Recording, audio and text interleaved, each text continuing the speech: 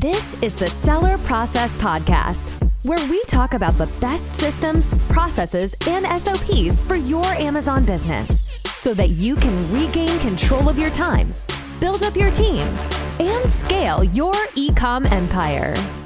Fellow entrepreneurs, welcome to the Seller Process Podcast. Gianmarco here, and today we're going to discuss the process to find suppliers in India, which has recently become a very hot topic as it can be a potentially very good alternative to sourcing from China. And to discuss India sourcing, we have with us today one of the most experienced person about this topic that you can find out there, and that is Meghla.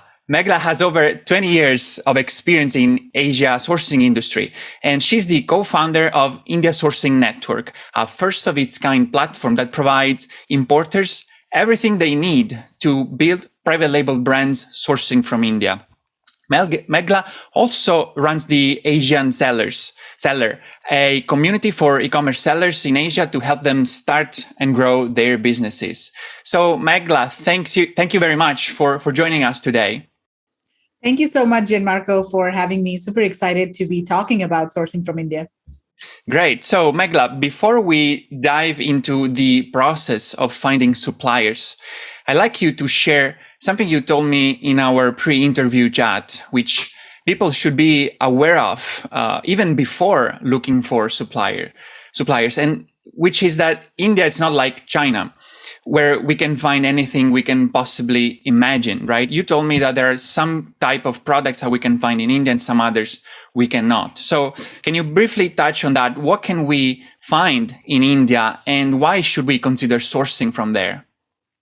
Yes, and that's a great question to start with because India specializes in certain kinds of products, and most of these products, I would say, are made from natural materials. So just to give you some examples of the types of materials and products that you can source from India, one of the biggest categories is apparel and textiles, and especially cotton textiles. In fact, India is the largest producer of cotton in the world. And so if you're sourcing any type of cotton textiles, furnishings, apparel, India is the place to go. Also for organic cotton, India is a really good source for that. Other categories that are specifically very attractive to Amazon e-commerce sellers are home decor items that are made from things like metal, wood, ceramic, glass, all of the naturally occurring kind of materials. That's another category. Also, we have leather items, so genuine leather products such as leather garments, bags, wallets, accessories, those kinds of things. Then you have a lot of eco-friendly items that are being produced in India. For example, vegan leather is a big category. And there are companies that are experimenting with different kinds of materials like cork or cactus-based materials or pineapple fibers, those kinds of innovative materials. Then there's also eco-friendly materials like jute or hemp that those are also available in India. And then we have a lot of fashion products, so jewelry, fashion accessories, hats, caps, gloves, those kinds of things as well. Woolen products, sweaters, shawls, pashmina shawls are very famous in India as well.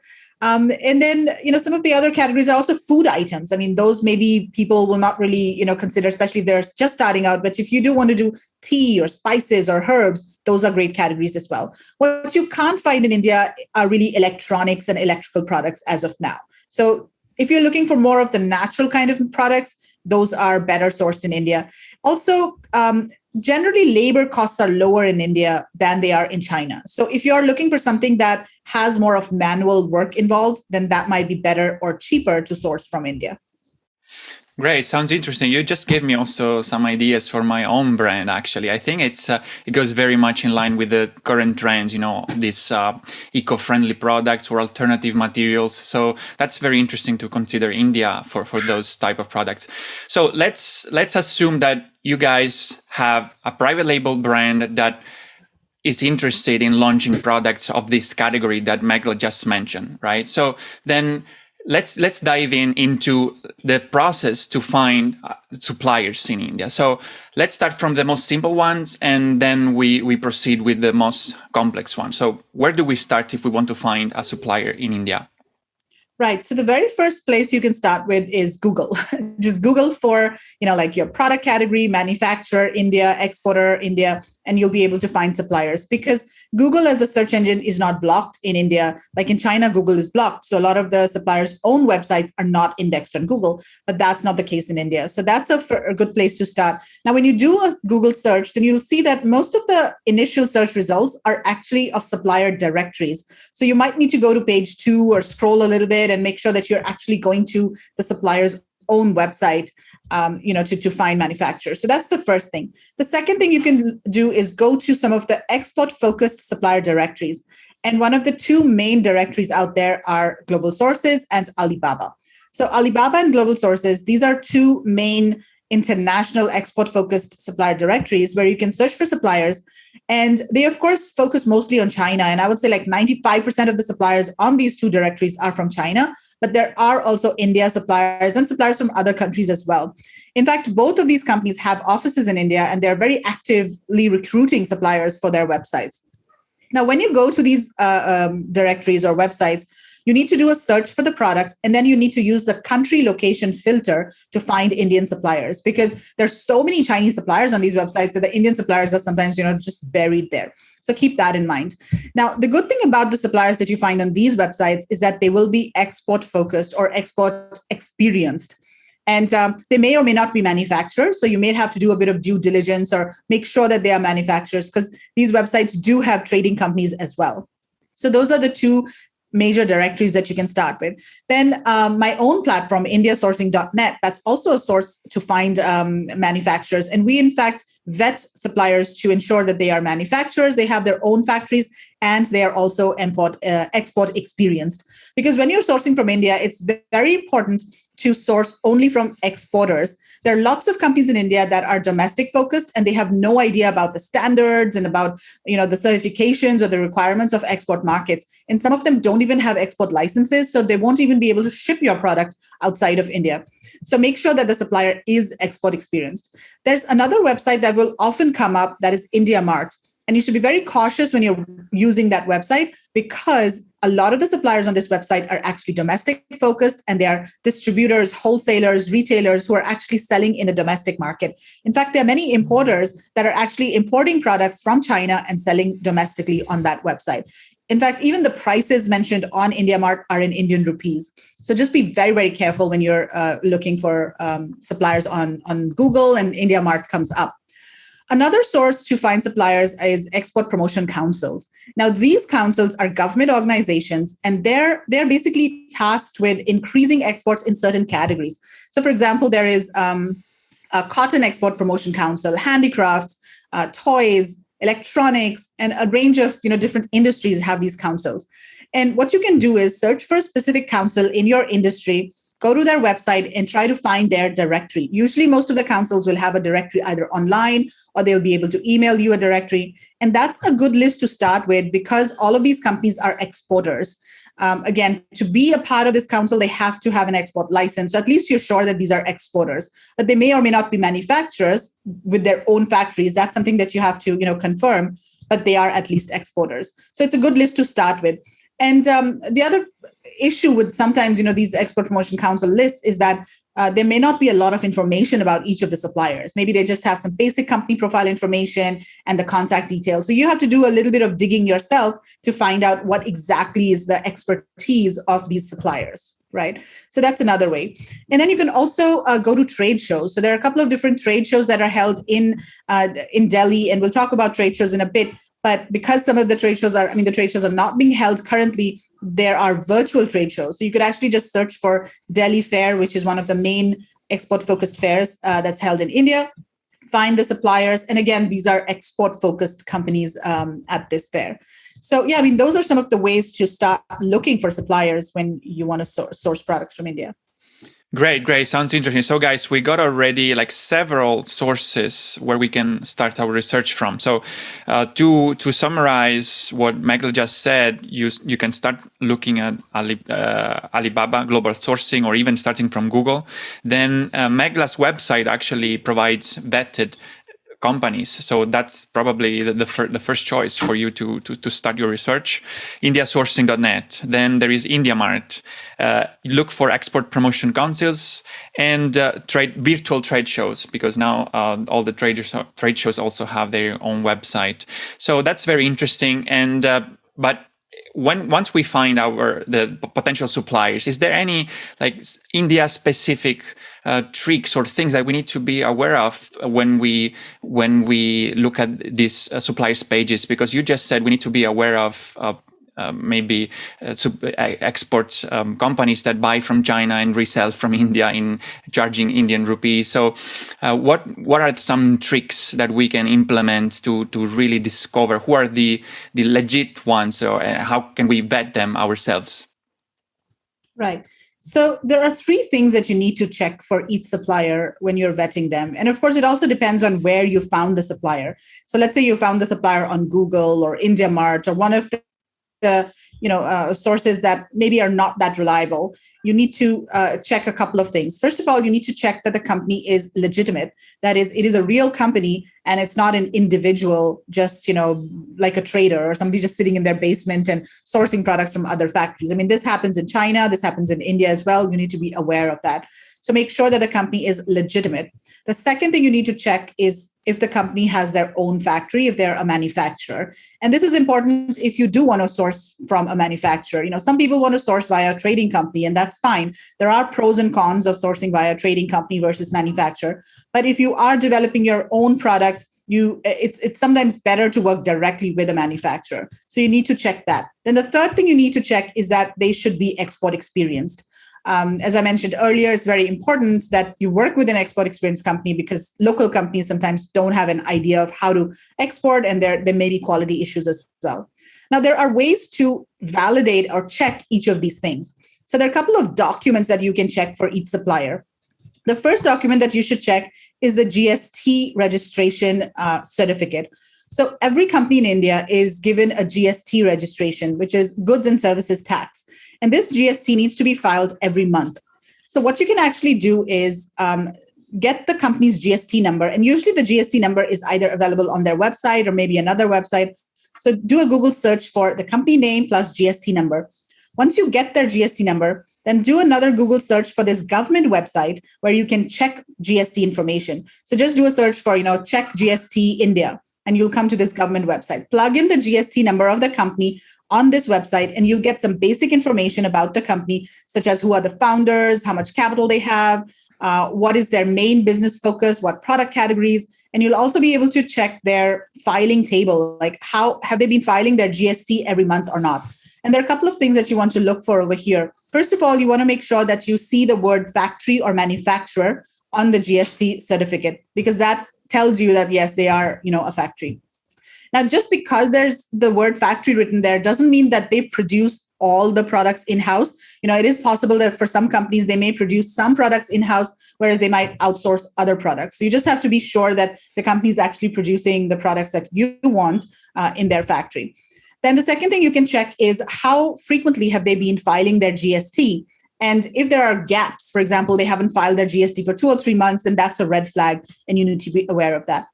The second thing you should check is their import-export code. It's also known as the IEC code. Similar to GST, this can also be validated online. So again, find the IEC code of that company. Every company is issued an IEC code.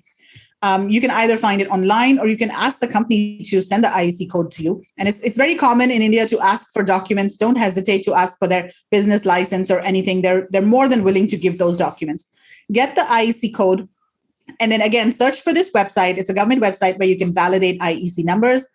Plug in the company's IEC code, and you'll get some basic information about when they were issued the IEC certificate, how long they have been exporting for, and again, what is their business type, product categories. You'll get information there as well. So these are two main ways of validating suppliers and making sure that they are manufacturers, they are legitimate companies, and that they're exporters. Awesome. These are really pro tips you cannot easily find anywhere else. So keep guys in mind that to check the GST registration certificate and the EIC code. That's really important if you really want to make sure that you are dealing with a legitimate company. That's great. So, but if people, let's say somebody wants to work with not directly with the companies, but going through a sourcing agent, is that a viable option in India, like sometimes it is in China? Yes, definitely. So there are lots of different types of sourcing agencies in India. There are, large companies that have multiple offices in various locations. There are also smaller companies that are mainly based in maybe the metropolitan cities. And there are also individuals that you can hire on your behalf to do sourcing. So it really depends on what your requirements are. And usually what happens is when you work with a sourcing agent, they manage the entire process for you, starting from, searching for suppliers, negotiating, placing orders, and they also do the quality control checking for you. Of course, in some cases, if the order is large, then you may want to get a third-party inspection company to do a formal inspection for you. But if it's a small order, then your sourcing agent can also just go to the factory and do an inspection. It's important to choose a sourcing agency that is based in the city where you are sourcing your product from, because India is a big country and you don't want your sourcing agent to have to travel to different cities, because that will be an additional expense and they will ask you to pay for it. So, make sure that usually sourcing agencies, they have representatives in different cities, or they're able to travel. Like, for example, if the sourcing agent is based in Delhi, which is the capital, then they're able to travel to the production centers around Delhi, which are maybe 2 to 3 hours distance by road. So that's totally fine. But if your sourcing agent is in the north and you're sourcing a garment product from the south, then that's going to be very difficult. The agent is not going to be able to travel to the factory often. So that's something to keep in mind. And then the other thing is that sourcing agents usually charge between 5 to 10% as their service fee. And this is based on the FOB value or the ex-factory value of your order. So, sometimes people or buyers think that, oh my God, 5%, that's a lot. And that's, taking 5% off my margin. But you need to think about your time as money as well. So a sourcing agent saves you a lot of time and effort, because you don't have to go out there and vet the company yourself and talk to the company yourself. You have the sourcing agent doing all of that for you.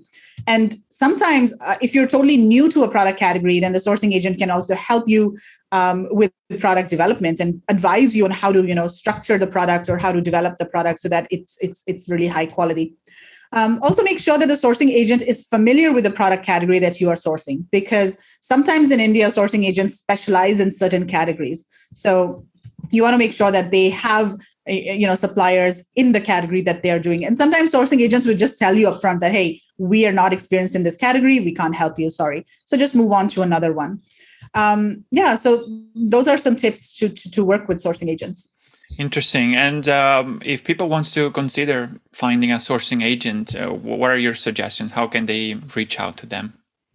So you can Google, first of all. I mean, if you want to find a sourcing agent, just try to Google. Again, you need to interview the sourcing agent and make sure that they are, reputable and they have dealt with your product category. And at India Sourcing Network, we also have a few vetted sourcing agents. So you could also go to the website and contact any of our sourcing agents over there. And we've mentioned the product categories that each sourcing agent specializes in. And, we know that these are reliable agencies because they have worked with other buyers in the past that we know of. And they're willing to work with smaller buyers, because a lot of the Amazon e-commerce sellers are kind of, entrepreneurial buyers just starting out. And sometimes sourcing agents don't want to work with smaller buyers because, the orders are too small and they have to, in fact, put in a lot of time and effort for orders for newer buyers, because newer buyers tend to have more questions and they need more help. So we have vetted these companies and they are, willing to work with the smaller Amazon e-commerce buyers. Mm-hmm. Okay, that's great. So guys, really take advantage of Meghla's website, indiasourcing.net, because it really provides valuable resources for you to start sourcing from India. So you mentioned before already, like another another way that we can find suppliers, which has been always, a very viable way, even in China with the Canton Fair. So it's going to trade shows. So obviously, I know not many people who are listening will go actually to trade shows, but actually that I think it's one of the best way actually to source products. So can you briefly touch on that point, and maybe people can consider going to India directly once, maybe after they will find their supplier for the first time from Alibaba or global sources or all the other ways you just mentioned. Maybe to take a step further, they might decide to go to a trade show. So what are they, and what can be the benefits to actually attend a trade show? Yeah, and Gianmarco, I totally agree with you. I mean, trade shows are one of my favorite ways to find suppliers as well. Nothing really beats, traveling to a trade show, meeting so many suppliers at the same time, and seeing so many hundreds of products at the same time. It's just a game changer for people who have been sourcing online and they go visit a trade show for the first time. And I can't wait to get back to trade shows as well. So in India, there are a couple of key trade shows, and for Amazon e-commerce sellers, there's the Delhi Fair that's held twice a year, every April and October. And it is sort of known as the Canton Fair of India. And there are about 4,000 or so suppliers. And most of the suppliers are producing home decor items made of metal, wood, those kinds of products, a lot of handcrafted products, apparel, fashion accessories, so those kinds of categories that are really good for Amazon sellers, furnishings as well. So, the good thing about this fair is that it's organized by the Export Promotion Council for Handicrafts. So this is export focused. All the companies at this fair are exporters, and it is not open for domestic buyers. So all the buyers there are only overseas buyers or representatives of overseas buyers in India. So I really like this fair because the quality of products is top notch. And also the suppliers over there are very experienced in terms of exporting. So that's one fair that you can attend. And in fact, the Delhi Fair is being held in person this October. So after 2 years, they have decided to do the fair in person. But of course, not a lot of overseas buyers are going to be traveling. And I would not recommend anybody to travel at this time. But it's a really good sign that things are kind of opening up and going back to normal. And hopefully next year in April, the fair will be bigger. And I think some people will be able to travel to India. And in fact, I host a sourcing trip to this fair twice a year as well. And that's called India Sourcing Trip. And it's basically an 8-day tour where we take importers to the fair. And we also host like a conference over there, teach people how to source, take them to the fair. We have coaches during the trip as well. And then we also do a trip to Taj Mahal, which is one of the 7 wonders of the world. So it's like a learning, sourcing, plus a cultural experience trip. So yeah, I mean, that's one fair. And then there are other fairs that are held, like for leather, there's a fair, there's a apparel and textiles fair, but not all of the fairs are export focused. So if you go to any of the other fairs, there may be domestic companies as well over there. So unless you're very specialized in that category, I would not recommend going to the other fairs. But if you are really specialized in apparel, for example, then yes, you should visit the apparel fair. But if you're just a regular Amazon seller looking for, cool products to source, and especially in the home products kind of category, then Delhi Fair is the place to go.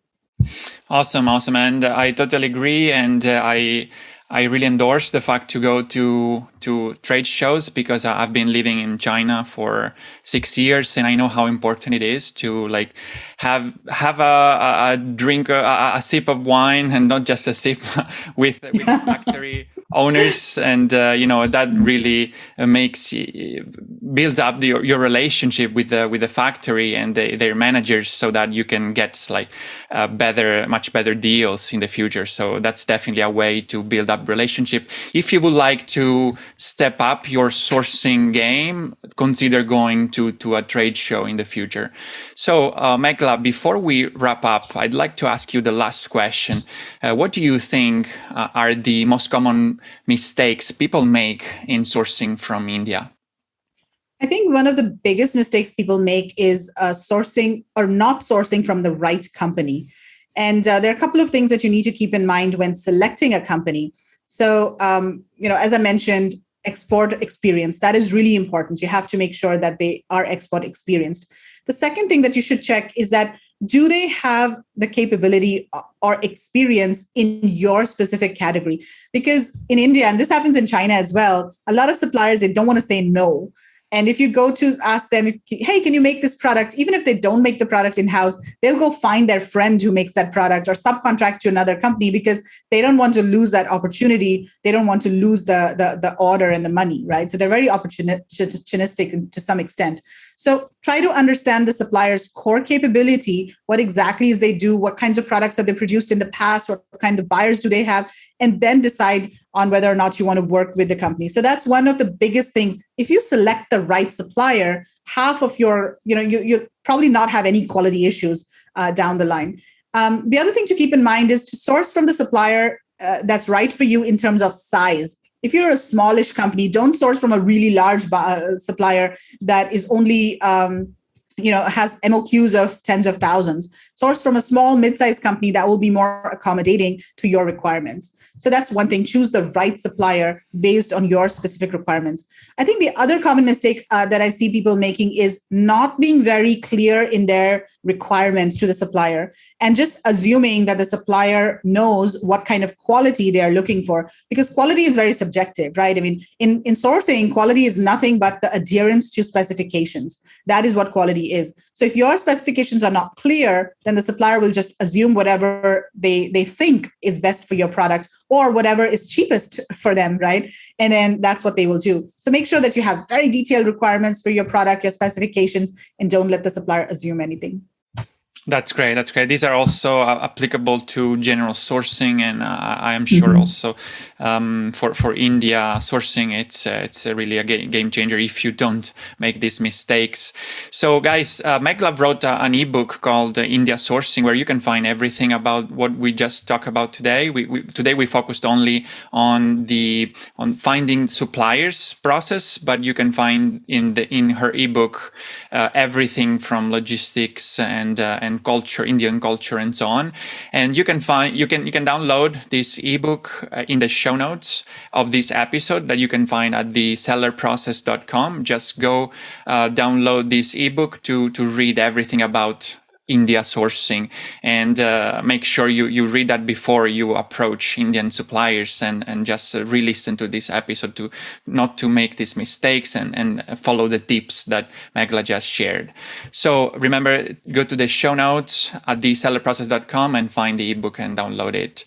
So I think we had a very value-packed episode, Meghla. Thank you very much for sharing your experience with us, and I really look forward to see you here again. Thank you. Thank you so much for having me, Gianmarco. Bye. Hey entrepreneurs, I hope you enjoyed the show and learned something from the interview. Subscribe to this channel so you won't miss the next episodes, and remember to go grab the free downloads of this episode at thesellerprocess.com. And don't forget to sign up to our free email list to get the latest systems and SOPs shared exclusively with our subscribers. Thanks for watching, and see you soon.